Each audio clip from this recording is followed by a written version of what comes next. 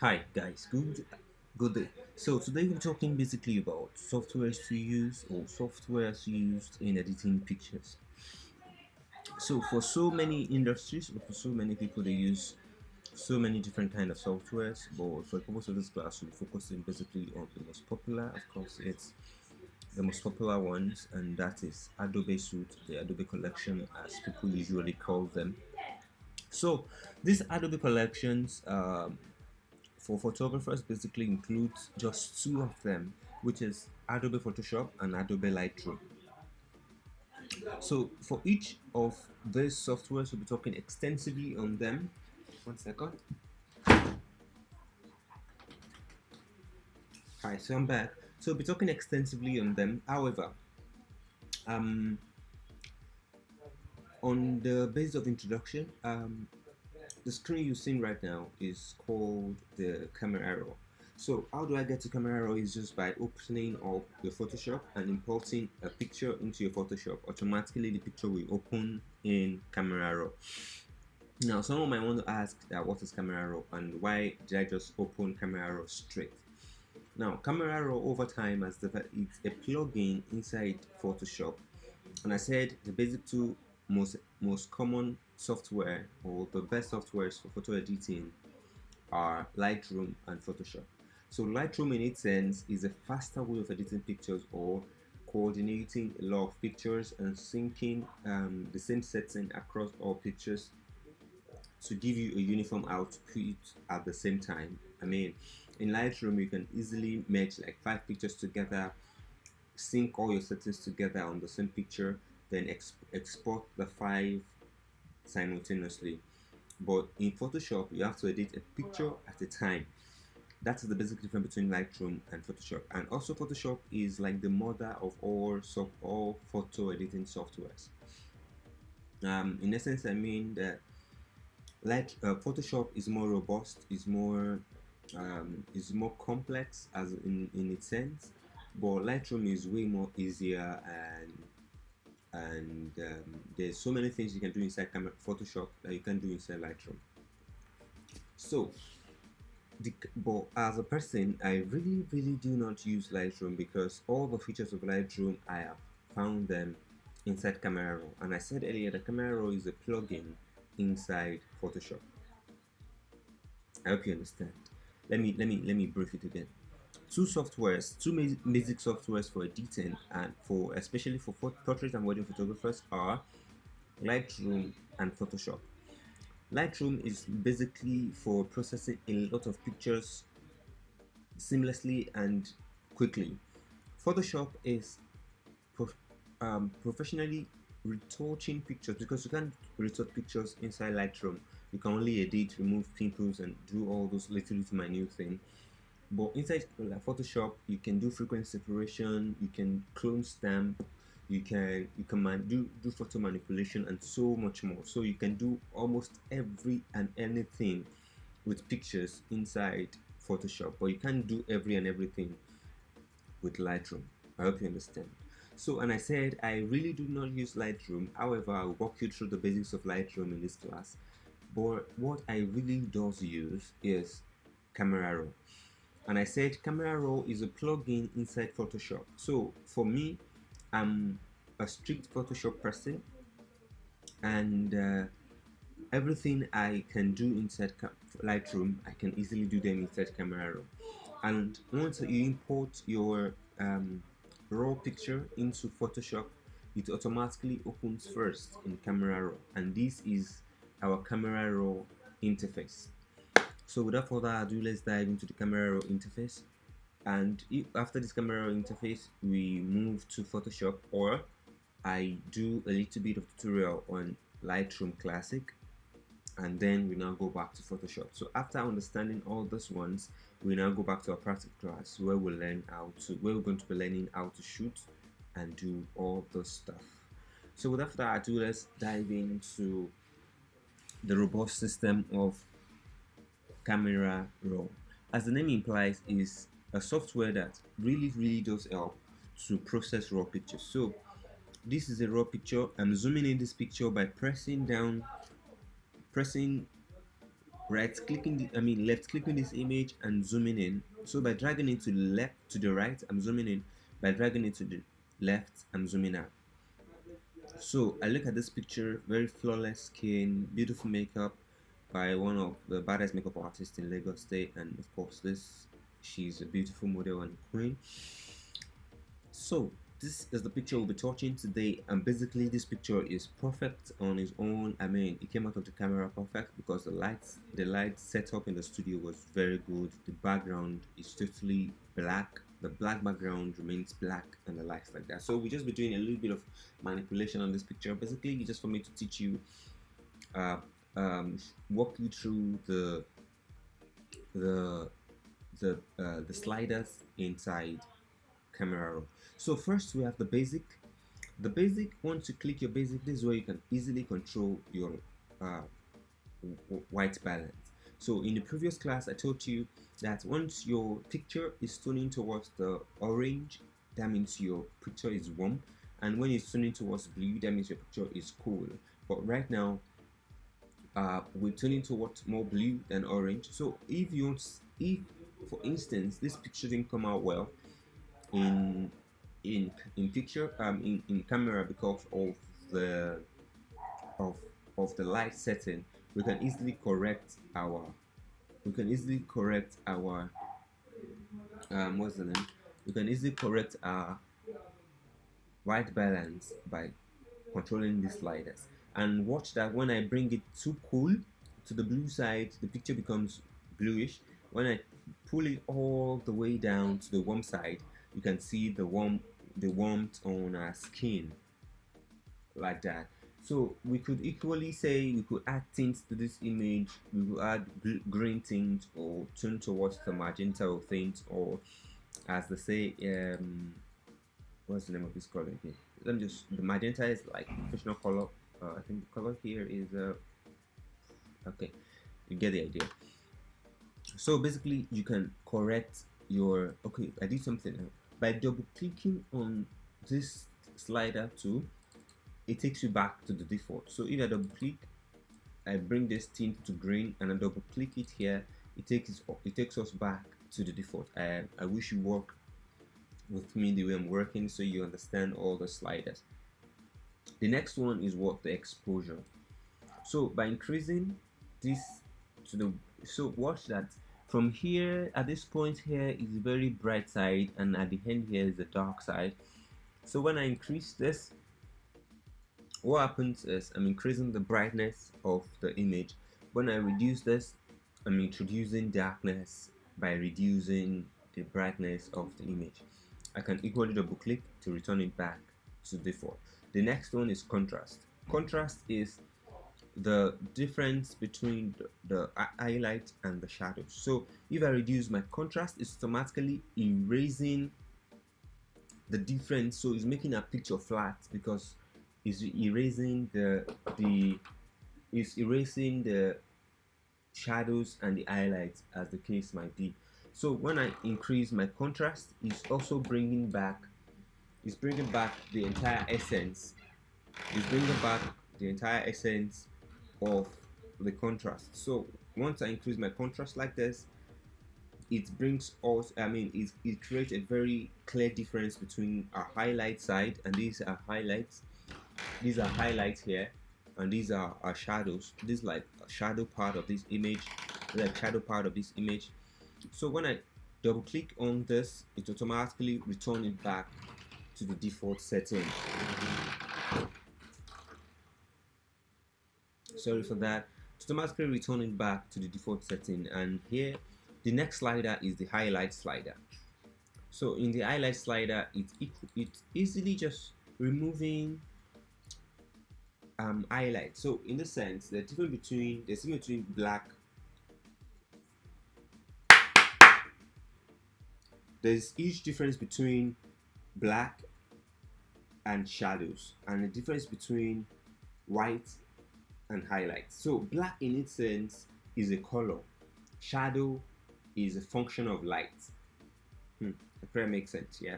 So black is the color, white is the color.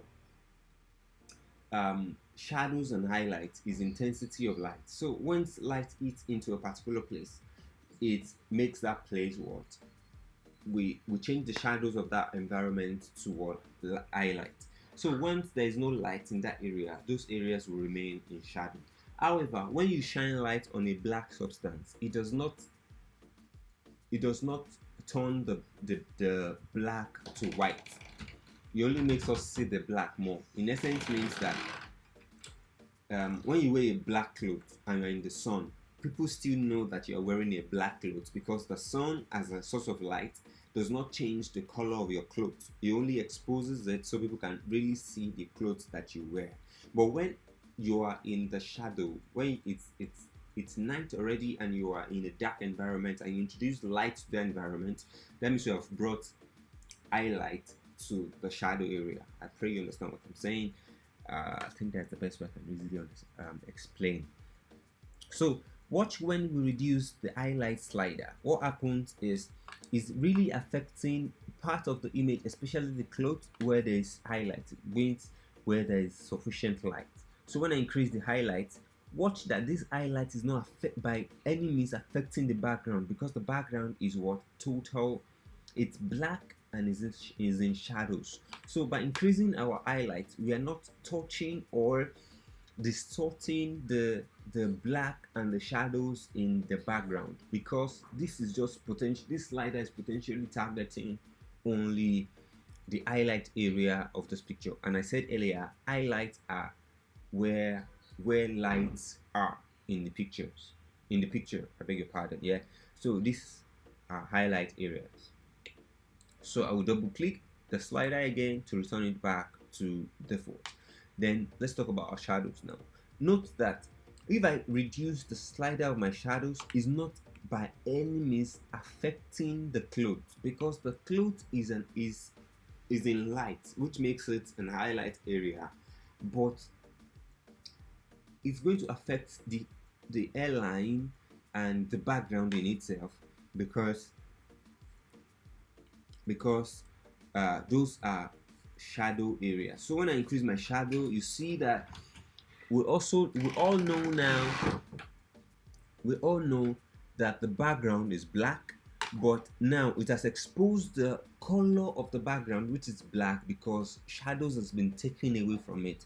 By increasing our shadow part, it also means we have introduced light to the shadow part. I believe you understand what I'm saying, right? So when I increase this, I've introduced light. When I brought it down, that means I have darkened my shadow area the more. So as I said there's a difference between highlights and whites and shadows and black. So when I increase my black now, black will automatically go to every part of the image where there is black or potential black, and what bring everything to black. When I increase my black, it makes the picture very flat. So when I reduce my white, you see what happens to the image. When I increase my white, you see what happens to the image. So after this basic ones, we now have texture. So to explain this texture, I would love to zoom in this image. And I said earlier that to zoom in your image, you need to press down your left click your image and hold, then drag it to the right. But to zoom it back in, keep the left click on, then drag it to the left. So to texture is the best way to explain texture in this context for people listening to me. I believe you guys are pretty much amateurs. So the best way to explain texture is to tell you that on your skin, two things are bound on your skin, which are colors and texture. So color is when you say you are melanin, you are fair, or you're dark, or you chocolate, like that. Those are colors. So texture are rumples, pimples, sweat pores, or sweat in its own essence is also what texture. Your hairline, your hair, your textures. So example of texture is this pimple here is a texture. The hairline, the hair itself is a texture. The rumple here is a texture, because anything that is not a smooth surface is what texture. Best explain, yeah. So by increasing this texture, you see what happens? It brought out the detail of the image. So details of your face are the textures. So when we bring down this texture, what happens is it blends in all the texture. That means we remove texture from this image completely, which in other words means that we have removed every potential sweat pores, pimples on this image. But this is not the best way to do it, because some people just say texture and just reduce it that way and say the picture is good, they don't need to retouch. But if you do this, might not forever leave the position of an amateur, because if you're looking for easy way out, you're not going to grow. Yeah. So the next one is clarity. Clarity is like the elder brother of texture, because texture affects only the texture area of your image and does not affect the color, but clarity affects both the texture and the color. So you see what happens now. So it affects both the texture word and the color. Let me take it back by pressing command 0. Is this 0 or O 1 2 3? The number O. A B C D E F G H. Okay, a 0. By pressing command 0 on my keyboard, I take it back to default. I take my screen back to default. By pressing command and plus sign, I'm zooming in. Command and minus sign, I'm zooming out. Then command and 0, I take it back to default.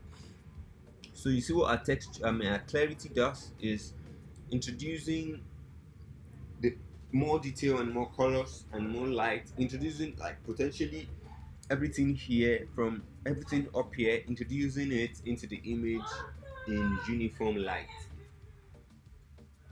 Yeah, so this dehaze is new in Photoshop. I think it was introduced in 2019. So dehaze basically is just doing basically like what texture does, but in reverse. It's doing it a bit differently. So dehaze affects everything, but like clarity also does affect everything.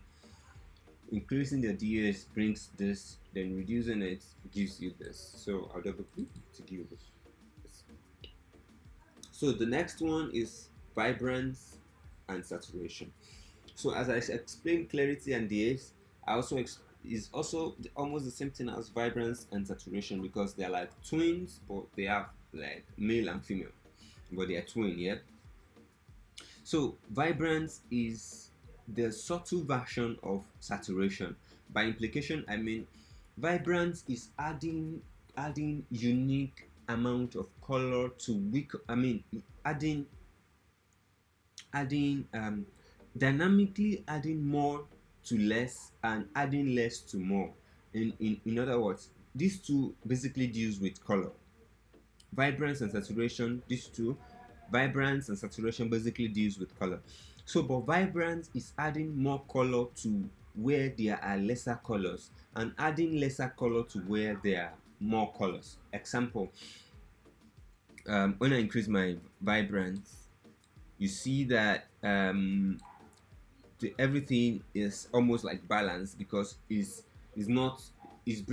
adding very little color to the skin and adding more color to the cloth area to make sure the picture is balanced. No, watch that. This is the original picture.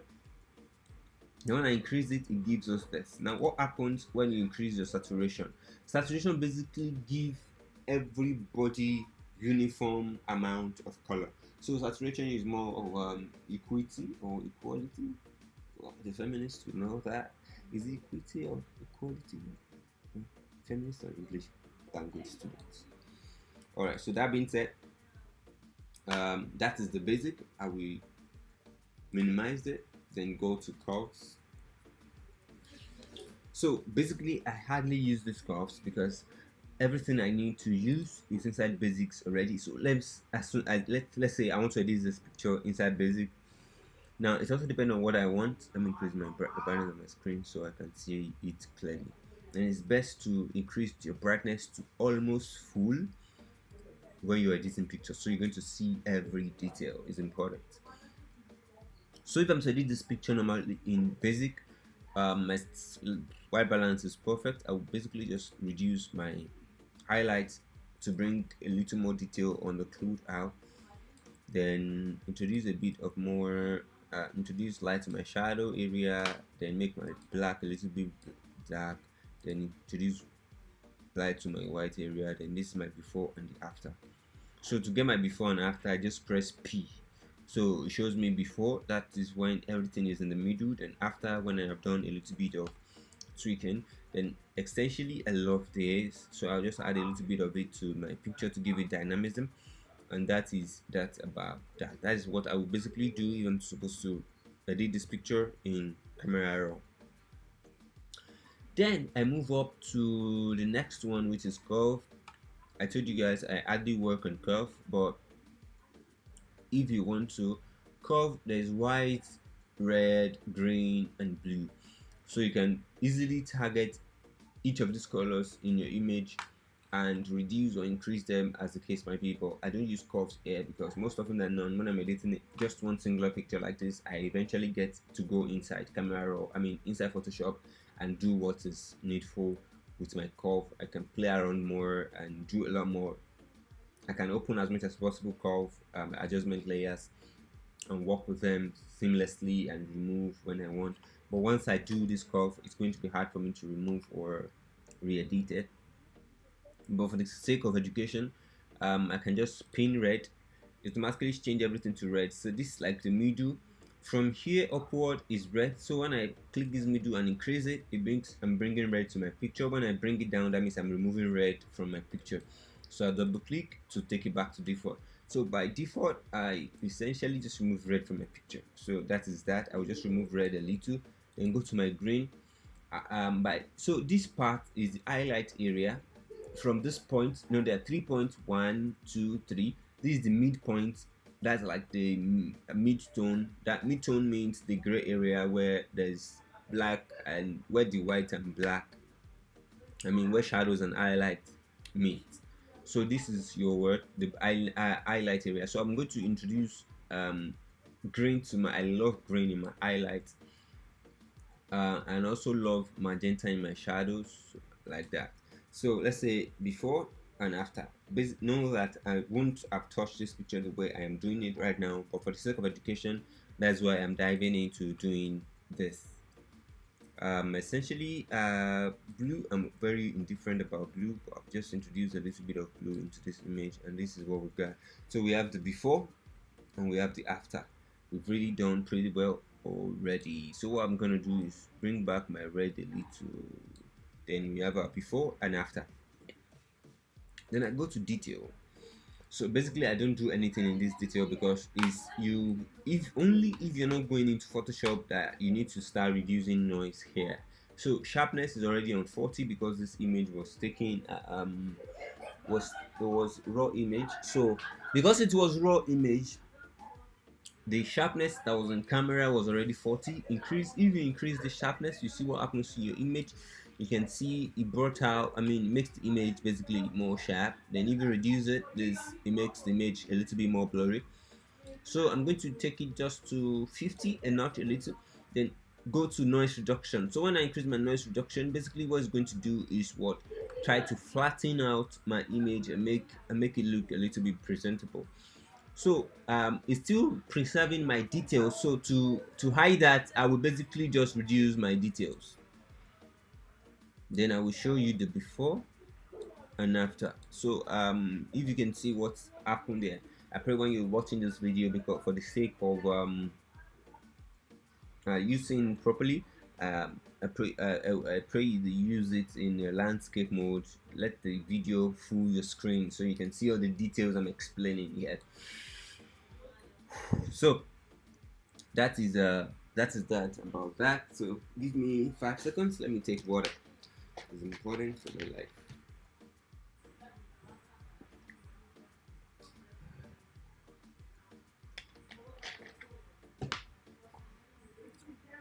Alright, so I'm back. So basically I don't use this tool here, so I'm going to double click on it and return it back to default. So color mixer, this is another funny part of, I told you command 0 to take it back to what, to default. So what color mixer does is individual pictures, individual colors in this picture can be targeted. So let me zoom in on the necklace that's on her neck. Obviously we know this is like a mix of yellow, a bit of green. So when I increase my green, let's see what happens. You see, by increasing my green, we have already increased the green. By increasing my yellow, you've already increased the yellow here. That is a sample. I won't go that extreme if I'm editing properly. So command 0 to take it back to default zoom length. So what happens is I can introduce a bit of more red so we can preserve the red on our lip. I will zoom in like this because this is where the focus of the picture is actually. What else am I gonna do? Increase my green. There's no other green in the picture, so when I increase my green all the way, it's just going to increase the green here because there's no other green in this picture. It's not going to affect another part of the picture.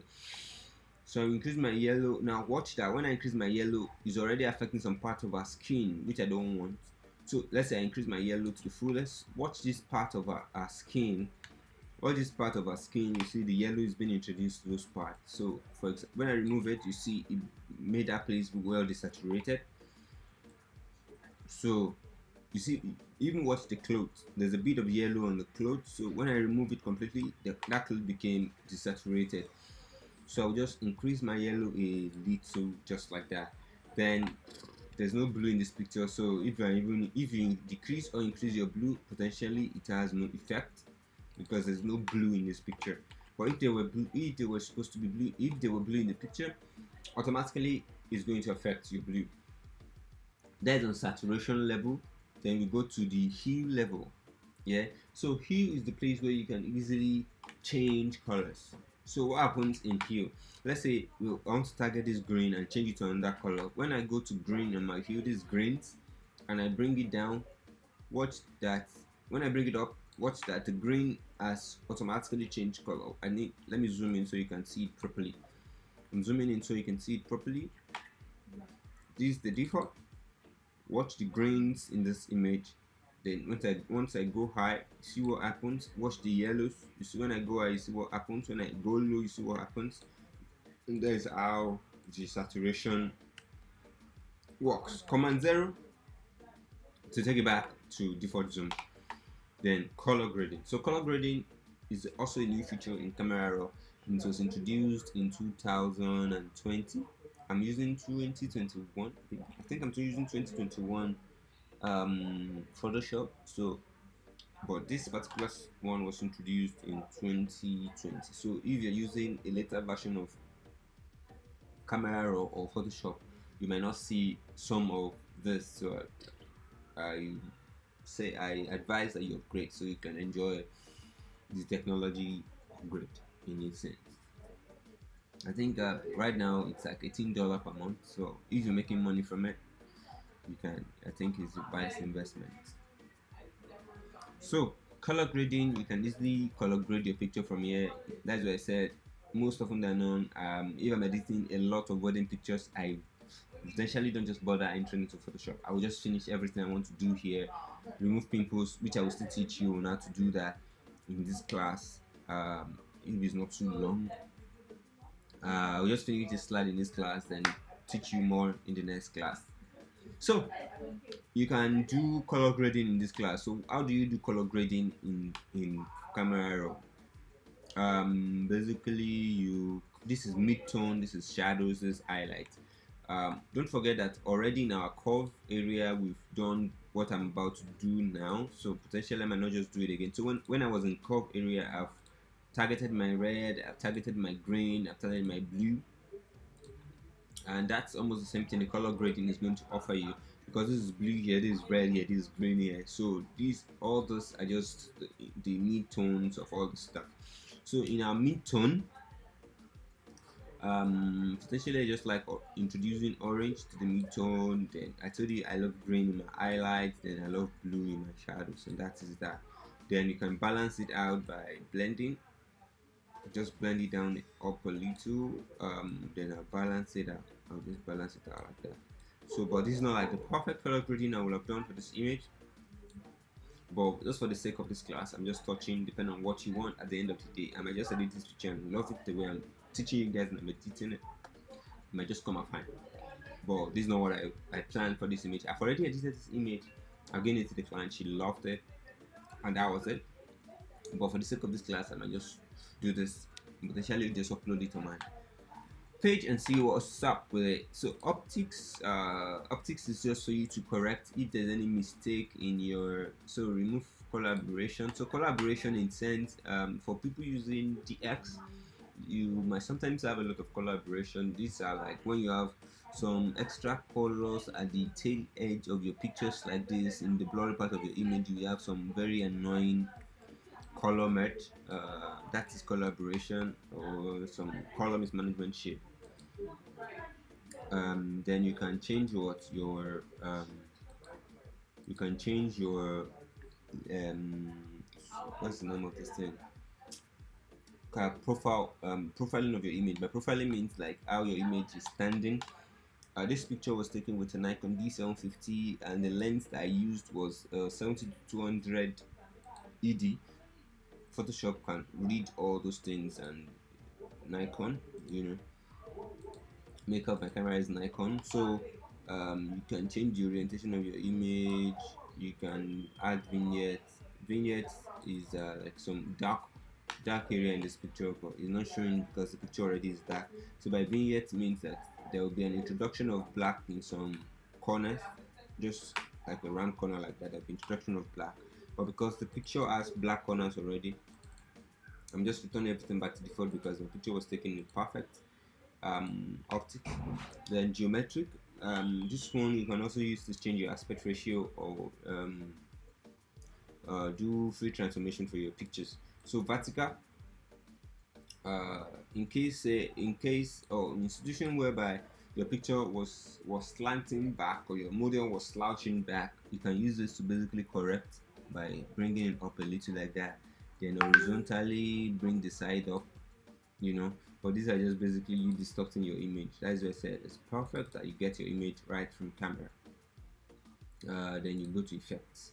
So I told you about vignetting in the first place. So this vignetting, this can show now because it's white. So we vignetted it in white.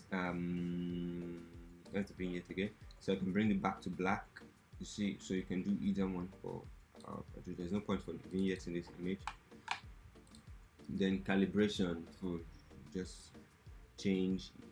It's more like you treating the aberration manually. Then you just calibrate your picture to suit what you want. Desaturate the primary red, change the primary red to different color, then change your primary green.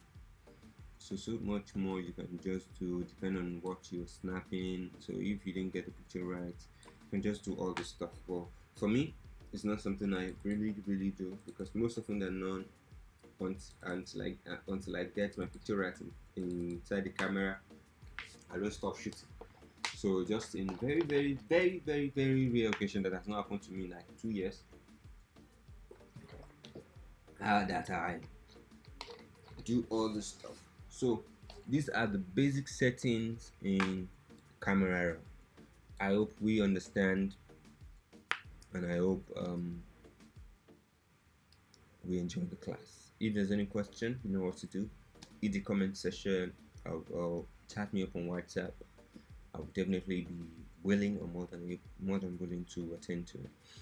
Then in the next class, we're still talking about Camera Raw. I told you it's a robust system that by understanding it alone, you are on the process of becoming a professional photographer.